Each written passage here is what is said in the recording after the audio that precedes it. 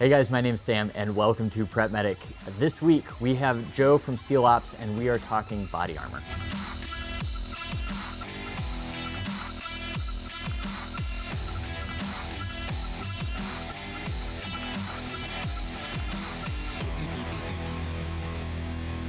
So as you guys know, I've done a couple videos on body armor in the past and we've discussed a number of different options from the extreme expensive poly armor down to more affordable options. But one thing we haven't really talked about is steel armor and its utility for a number of different purposes within public safety and then within your everyday life. So like I said, today we have Joe here with SteelOps, and SteelOps is a company that manufactures high-end steel plates for a variety of different use cases. So today we're going to go through several of the offerings from SteelOps and where they might fit into your use case. We're also going to discuss generally what armor is used for, and then finally we're going to test this armor to dispel some of the myths out there on steel armor, admittedly myths that I have believed in the past, and talk about what you're looking for when you're looking for this type of plate for your vest. So Joe, when we're talking armor, what are some of the use cases for body armor? Who's using this stuff? Who do you sell your product for specifically? And then what types of armor are out there? Yeah, those two questions are kind of joined in that body armor is really dependent on your threat assessment and what you're going to be up against, and then from there you choose what type of body armor you're going to need. So body armor can be used obviously in law enforcement settings and civilian settings, obviously in military applications, but what a lot of people don't understand is that it's used with EMS and fire departments and all types of first responders, as well as security contractors. So every one of those has a different threat level or threat assessment that they may be up against, and that's where the different levels of body armor sort of come into play. We have our 3A armor, which is generally regarded as good for handgun rounds, and then you move up into sort of level 3, level 4 rifle plates. And that's where you start to see steel plates, poly plates, ceramic, and composite plates. So you have the three different types of armor. You have the three different materials when it comes to hard plates.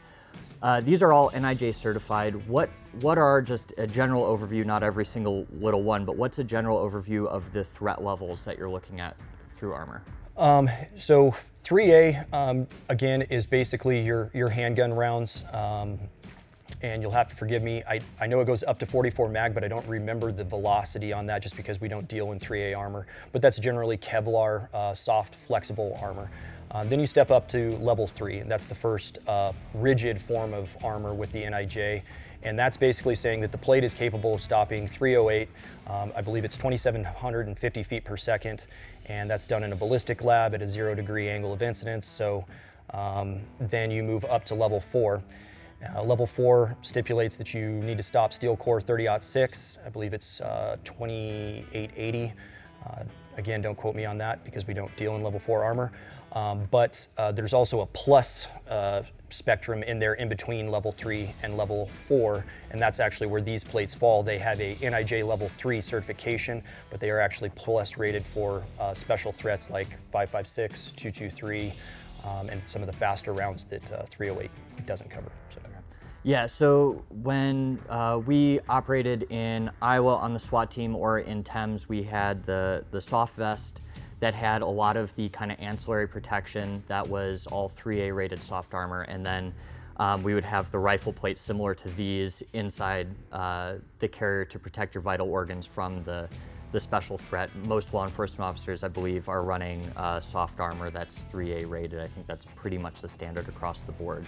And then a lot of fire departments as well will take rifle plates and they'll use that to increase their protection on kind of a case-by-case basis if they're going to a violent situation or what have you. So in my experience, rifle plates have been used both with soft armor and then as standalone armor depending on who's using it there. So with that, we kind of touched on it, like, we have law enforcement officers, we have fire departments, military members, paramedics all using body armor for a variety of different situations. What about kind of your everyday person? And I know this can get kind of controversial with some people, but in my experience, it's a piece of protective equipment, and it's something that you can go out and get and increase your capabilities. Yeah, I actually don't think it's controversial at all. This equipment should be available to civilians as easily and as readily as it is to law enforcement. And I would argue that with the current state of affairs, that armor is becoming, especially rigid rifle armor, is becoming absolutely practical for a civilian application. Maybe not necessarily from an offensive standpoint, but certainly from a defensive one. And that's a lot of times where we're seeing these plates be used by civilians is, sort of a vehicle kit that, if you need to move from one place to another and there's a group of people intent on harming you, that you can add a level of protection to yourself and, be able to do what you need to do. So. Right. So kind of looping back to steel armor in particular, what are some of the advantages of steel armor over the other types out there on the market? Steel has, every type of material has its own advantages and disadvantages.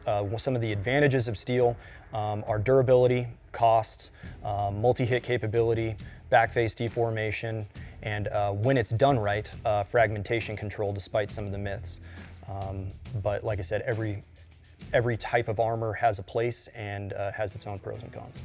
Yeah, and I think that's really important, is that these are all tools in a toolbox, and steel armor isn't going to be right for everybody out there, but neither is a poly plate, neither is necessarily a ceramic plate. So really finding what works for your use case, I think, is really important. I know previously, steel's gotten a bad rap.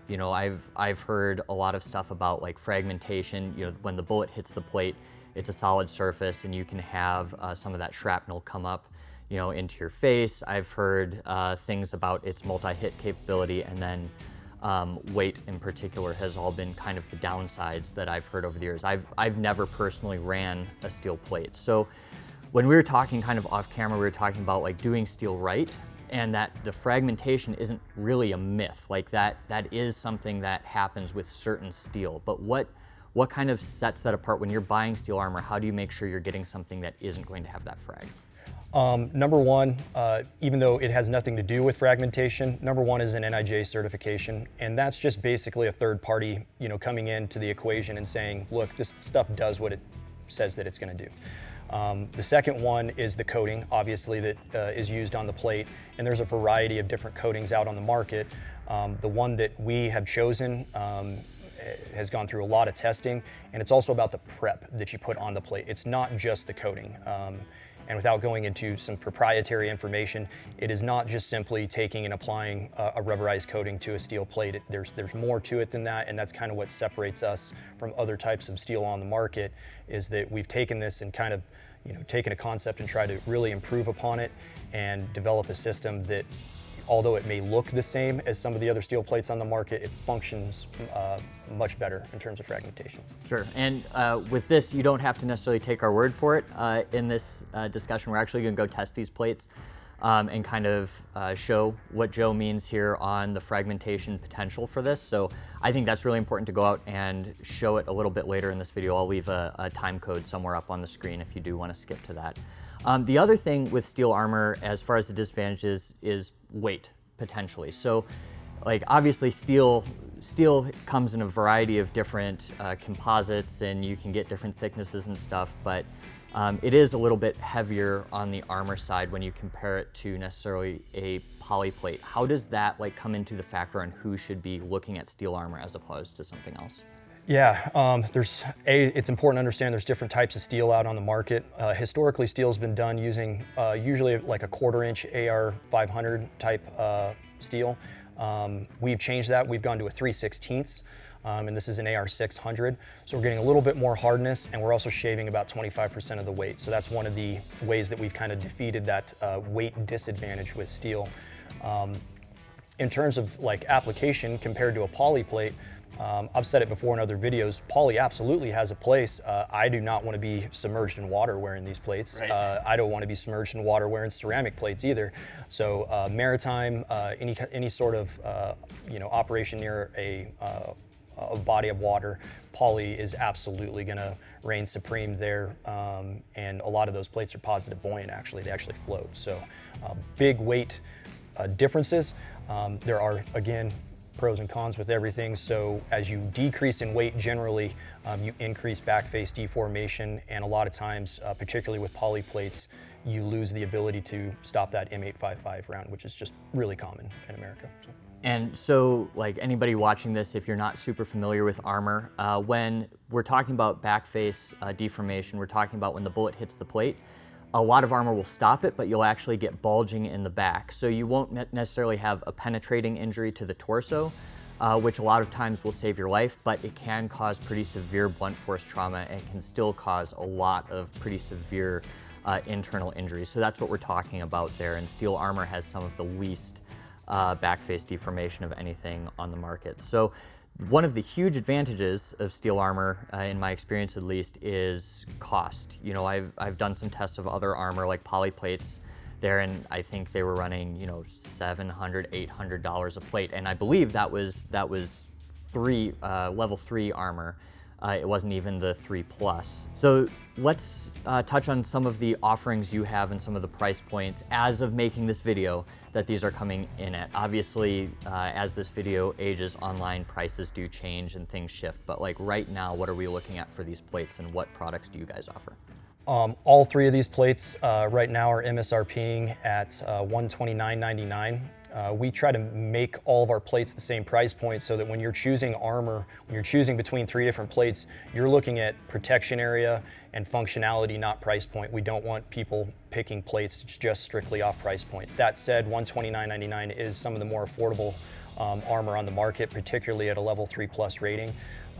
There are ceramic plates and poly plates that are near that price point, but as with everything, there's always a trade-off. If you find a ceramic plate that is, you know, near this price point, it's probably actually going to weigh more than these steel plates. There's another misconception.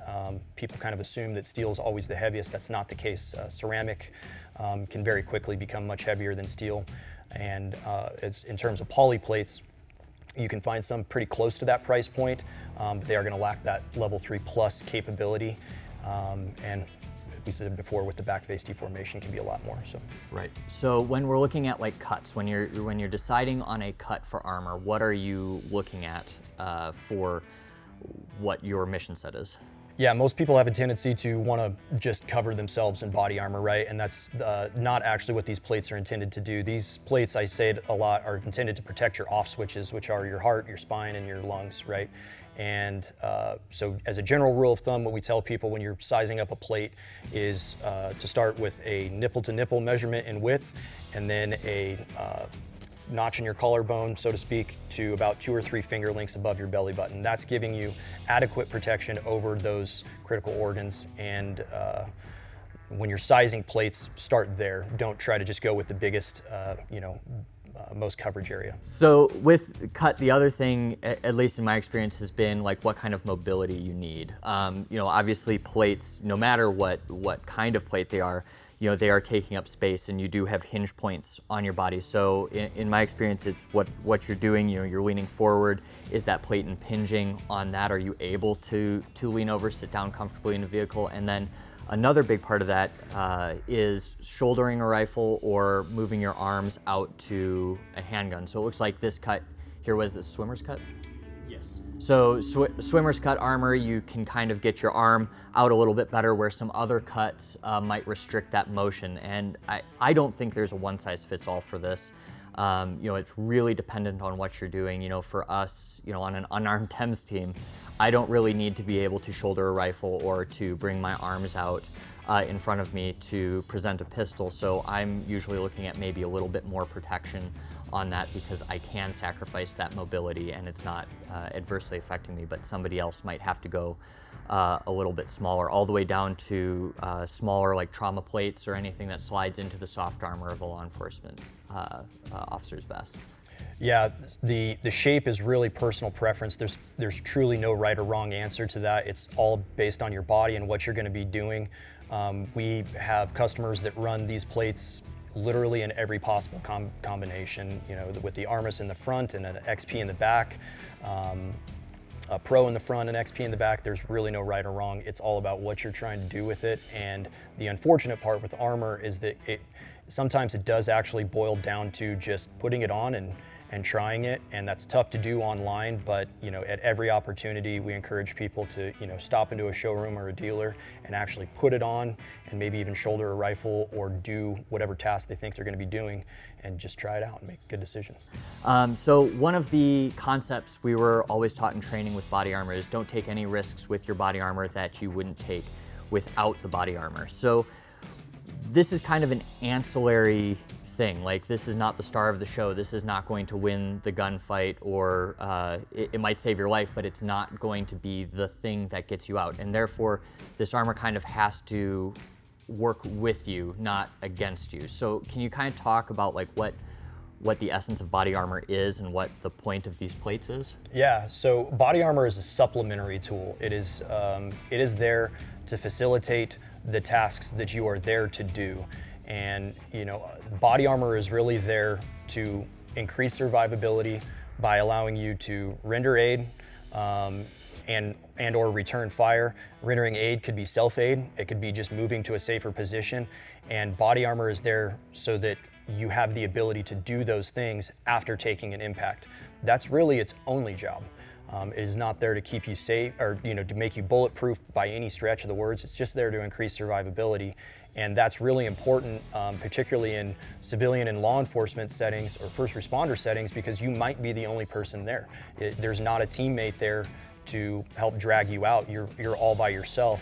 And that's, again, where these plates kind of shine, is that because of the lack of back face deformation and the ability to stop domestic threats, it gives you that time. It gives you that time to do what you're there to do. Yeah, just because the one shot itself wasn't lethal and that your armor stopped it, if it's an incapacitating shot, you're by yourself, that's just as fatal as having one right through the heart, because they can walk up to you and shoot you in the head once you're on the ground. So yeah, makes a lot of sense. So with all of that being said, I'm sure you're sick of me talking at least. So we are gonna go out to the range and we're gonna shoot up these plates, look for any kind of fragmentation or failures in that realm, and then we're gonna shoot one to failure and just see how many rounds it will actually take. All right, so we are in the range facility in back of SteelOps. We're gonna put a couple of the plates through some tests to demonstrate, one, what their stopping power is, and number two, if there is fragmentation from these tests. So Joe, what are we actually gonna be testing this plate with?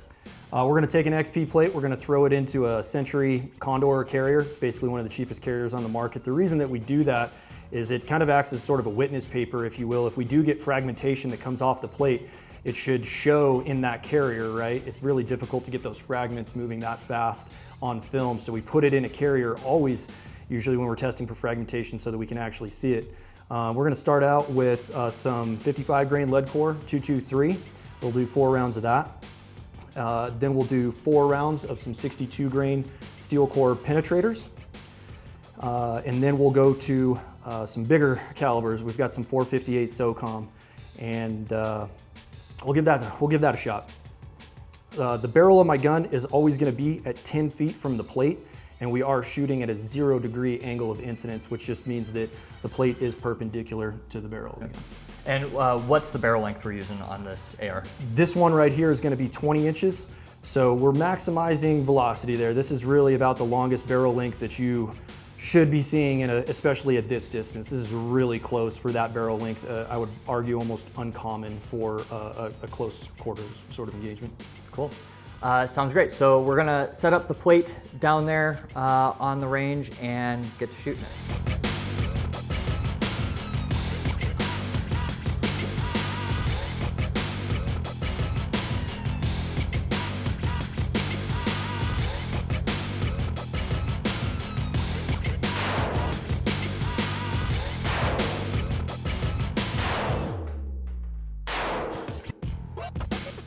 All right, let's take a look. So the first thing, again, the whole intent of using that plate carrier is just so that we can witness any fragmentation that came through the plate or tore through the cordura. This is some of the cheapest cordura on the market, so if we did get fragmentation, it would rip through this pretty easily. As we can see from the edges, if we look at all four, we're not getting any tears or anything in the carrier, so that's a good thing. We'll pull the plate out. So our 4 impacts were right there. You can barely even see them on the armor. Yeah, they're very difficult to see. That's that coating working really hard to shrink back up after that projectile goes through the coating. It seals back up and makes sure that everything stays in there.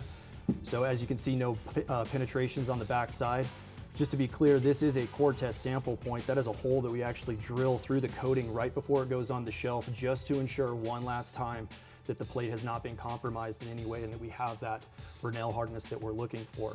So pretty good results. Awesome. Let's do the next one.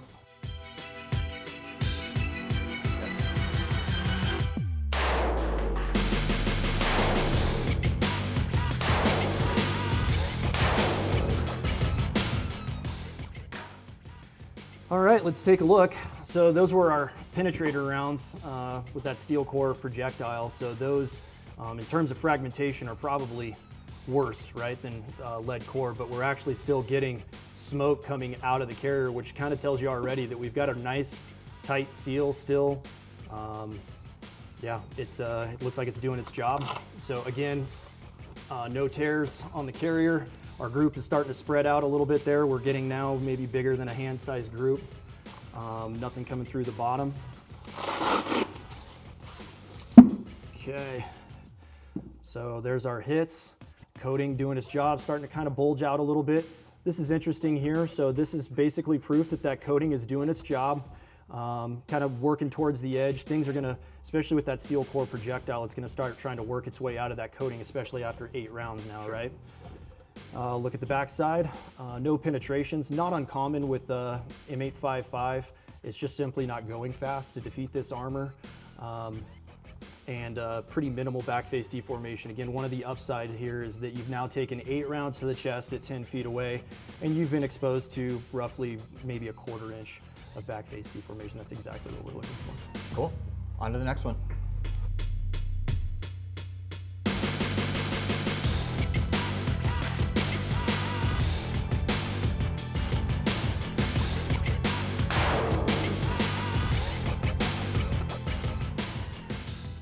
All right, so obviously 458 hitting with a lot more energy there. That's a 300 grain projectile. Kind of centered it up, but again, using our plate carrier, it's kind of proof we're still getting that smoke out of there, which is a good sign that we're still sealed up. No fragments on the edges. Bottom, we'll pull that plate out. Okay, so still getting a good seal. But even with 458, no penetration, and just incredibly good job of mitigating that back face deformation and blunt force trauma. I would say we've now bulged out to about half inch, somewhere in there. You are certainly gonna feel that for sure when you get struck with it, but it is dispersing that energy across the plate. So those are the results we're looking for. Awesome. So now we're going to shoot it with that a couple more times just let's do it. to show Sure. it goes and before we take it to failure. Cool.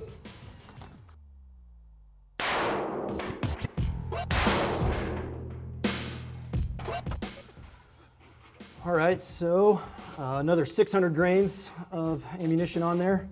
Do our little smoke test. That's good to see. Again, no fragmentation coming out the top. That one was a little bit higher on the carrier. Nothing coming out the bottom.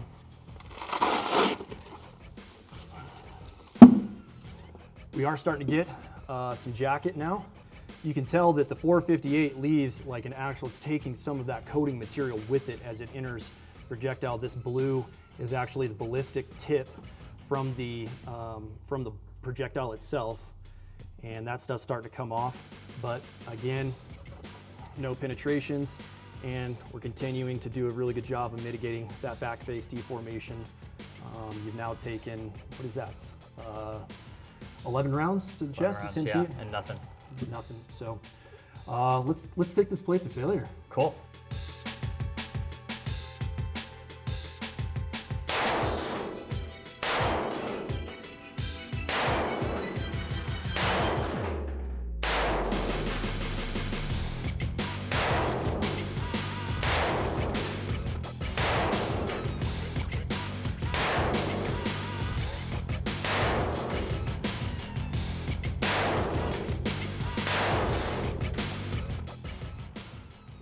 All right, I'm sorry, Sam, I lost track. I don't know how many rounds that was, but we tried to take it to failure.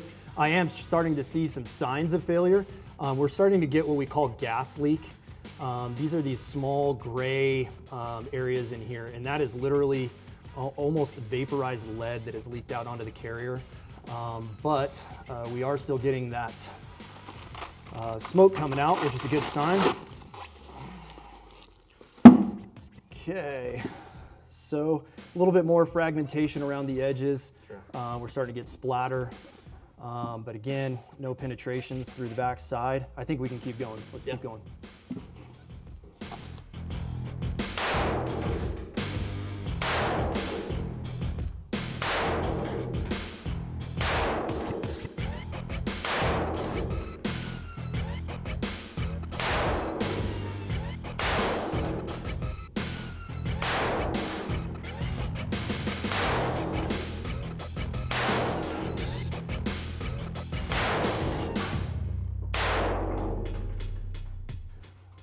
All right.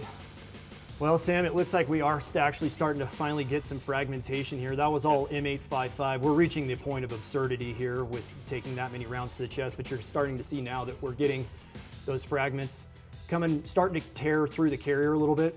You know, you're a medic. I would argue that even at that point, still, those are pretty small fragments that are coming out of that. Not to say that they can't injure you, but I would argue pretty. Could be less lethal than something coming straight through your chest. Yeah, at this exactly. point. Way less lethal. It was enough to start maybe chipping some spray paint here in the wood, but not moving fast enough to even actually embed itself in the wood. Let's pull this thing out. Yeah, if you're shot this many times, you're shot in the arms and the legs and the face too. So. Right. And we did actually finally get a crack in that coating at the top.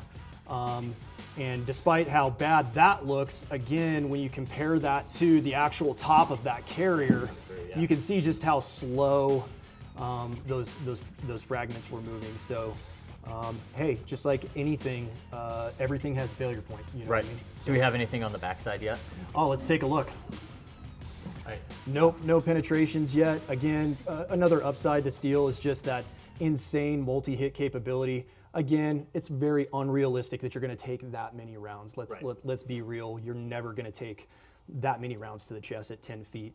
But it's there. You know, it's worth mentioning. So obviously through the testing, it took an absurd number of rounds to get to the point where we were actually starting to get spall coming up through the plate carrier. And even then, the fragments that were coming off were relatively small. These were not like huge chunks. And obviously that can severely injure somebody, but it's still going to be less lethal than something coming through your chest. And like we said, down there is if you're shot, 20, 30 times, however many times we shot that plate, there's no way every single one of those rounds went into your plate, and you're probably hurting in a couple other ways, especially from 3 yards from where we're standing from that target. So definitely check out SteelOps. This armor has a lot of usability for the first responder community as well as prepared civilians, regardless of what you need. But like everything, and like we were talking about inside, it's a tool in the toolbox. So this armor definitely has its place, and I think a lot of the stuff about the spall coming off and even the weight, this is not bad at all, it is really kind of overblown, I think. Yeah, I don't think that it's certainly a concern, and our goal is to not, minimize the concerns that people have with fragmentation and weight and all those things. It's really just to show that it is a spectrum. There's a gray area here, and there is a way to do steel the right way and make it a good fit for those applications. And we hope that the test kind of proves that. So. Awesome. If you guys have any questions or want to check out this product, leave them in the comments down below. I'll have a link to SteelOps in the description, and I will see you guys next week.